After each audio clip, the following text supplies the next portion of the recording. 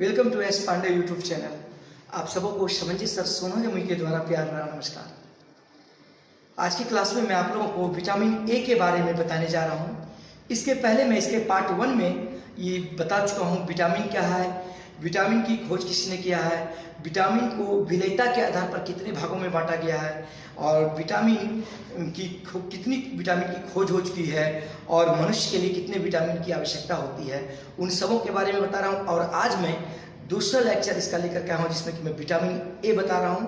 पहला लेक्चर का इसके डिस्क्रिप्शन में आप देख लेंगे और मैं part by part vitamin A, vitamin B, vitamin C का सारा मैं वीडियो लाऊंगा और आप लोग के कॉम्पिटिटिव एग्जाम के लिए और साथ ही साथ क्लास 9 to 12 के स्टूडेंट साइंस के लिए काफ़ी इंपॉर्टेंट टॉपिक रहेगी ये सब 9, 10, 11, 12 के लिए सबों के लिए।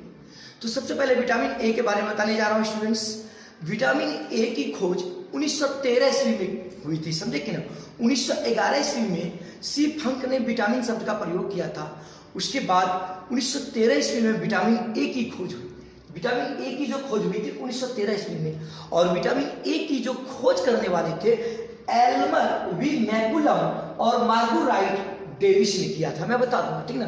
यानी एल्मर वी मैकुलम और मार्गुराइट डेविस ने किया था। आप लोग को ऑब्जेक्टिव में यदि क्वेश्चन में कहीं भी आ जाएगा क्वेश्चन तो पूछेगा कि विटामिन ए की खोज कब हुई थी, तो 1913 ईस्वी में हुई थी, ये लिखना है। विटामिन ए की खोज किसने किया था, तो एल्मर वी मैकुलम और मार्गुराइट डेविस ने किया था, समझे कि नहीं। विटामिन ए की खोज किया था, समझे कि नहीं। और विटामिन ए का जो रासायनिक नाम है रेटिनॉल, क्या है, रेटिनॉल। आपको पूछेगा विटामिन ए का रासायनिक नाम क्या है तो वो आपको बताना है रेटिनॉल। विटामिन ए का रासायनिक नाम क्या है, रेटिनॉल। और पूछेगा आपको विटामिन ए का रासायनिक सूत्र क्या है तो C20H30O।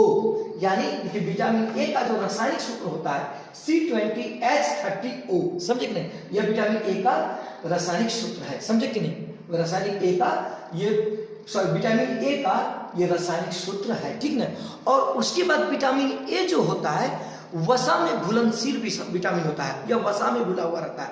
मैं पिछले क्लास में बताया था विटामिन को दो भागों में बांटा गया है विलेयता के आधार पर, एक जल में घुलनशील विटामिन और एक वसा में घुलनशील विटामिन। तो विटामिन ए जो है वसा में घुला हुआ रहता है। किसमें घुला हुआ रहता है, वसा में। आप लोग को पूछेगा कि विटामिन को विलेयता के आधार पर कितने भागों में बांटा गया तो 2। और आपको पूछेगा विटामिन ए कौन सा विटामिन है कि विलेयता के आधार पे, तो आपको बोलना पड़ेगा कि यह जो है वसा में घुलनशील विटामिन होता है, समझे कि नहीं। यदि पूछेगा कि विटामिन ए जल में घुला हुआ रहता है कि वसा में, तो आपको वसा में मानना है, वसा में घुलनशील विटामिन है। इसीलिए देखिए वसा में घुला हुआ विटामिन है कौन, विटामिन ए।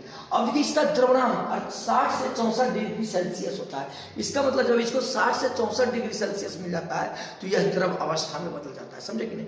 किस अवस्था में बदल जाता है, 60 से 64 डिग्री सेंटीग्रेड सेल्सियस में विटामिन ए जो है द्रव अवस्था में आ जाती है। इसीलिए कहा गया है विटामिन ए का द्रवणांक 60 से 64 डिग्री सेल्सियस होता है। और इसका अनुभाग यानी विटामिन ए का जो अनुभाग होता है, अनुभाग जब निकालिएगा जिससे इसका C20H30 होगा तो इसका अनुभाग होता है 285 होता है।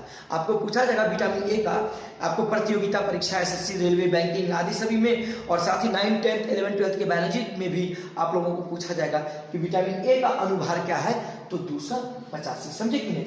अब विटामिन ए जो मुझे प्राप्त होता है मूल रूप से सबसे अधिक गाजर, क्योंकि गाजर में बीटा कैरोटीन होता है, समझे कि नहीं, कैरोटीन। तो कैरोटीन से सबसे अधिक जो है विटामिन ए प्राप्त होती है। तो इसका जो स्रोत होता है यानी विटामिन ए जो हमको सबसे ज्यादा प्राप्त होता है, ध्यान दीजिएगा, विटामिन ए का मुख्य स्रोत गाजर, हरी सब्जियां, घी, दूध, पनीर, अंडे, मछली आदि सभी हैं। इन सबों से हमें विटामिन ए अत्यधिक मात्रा में मिलती है, समझे कि नहीं, कोई दिक्कत। अब देखिए विटामिन ई की कमी से जो होती है सबसे पहला जो है रतौंधी नामक रोग होता है।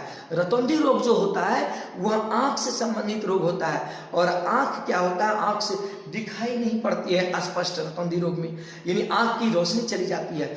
दिन में किसी तरह से दिखाई देती है लेकिन रात में बहुत परेशानी हो जाती है। आंख की कॉर्निया जो होती है वह सिकुड़ जाती है इस रतौंधी नामक रोग से, समझे कि नहीं। और यह जो रोग होता है विटामिन ए की कमी से। आप लोग को ऑब्जेक्टिव में पूछा जाएगा कहीं भी क्वेश्चन में कि रतौंधी नाम बीमारी किस विटामिन की कमी से होती है 10th के ऑब्जेक्टिव में, 9th के ऑब्जेक्टिव में, या 11th 12th या रेलवे, एसएससी, बैंकिंग कोई भी कंपटीशन में पूछा जाएगा तो आप लोग उसको बता सकते हैं कि रतौंधी नामक रोग जो होता है विटामिन ए की कमी से होती है। और त्वचा से संबंधित भी रोग होता है विटामिन ए की कमी से।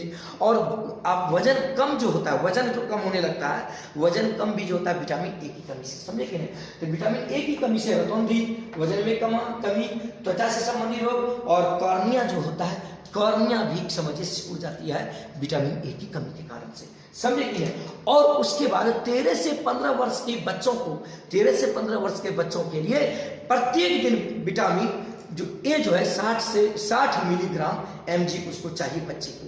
13 से 15 वर्ष के बच्चों को 60 mg जो है यानी मिलीग्राम प्रत्येक दिन विटामिन ए उसको चाहिए ही चाहिए। इन 13 से 15 वर्ष के बच्चों के लिए 60 mg प्रत्येक दिन आवश्यकता होती है विटामिन ए की। तो आप लोग देख लें, मुझे बताएंगे वीडियो कैसा लगा, और साथ ही साथ आप लोग शेयर करेंगे। मैं रेगुलर आप लोगों को इसका फिर पार्ट 3 विटामिन बी का लेकर के आऊँगा। आप लोग सभी स्टूडेंट्स मुझे बताएंगे। Thanks for watching.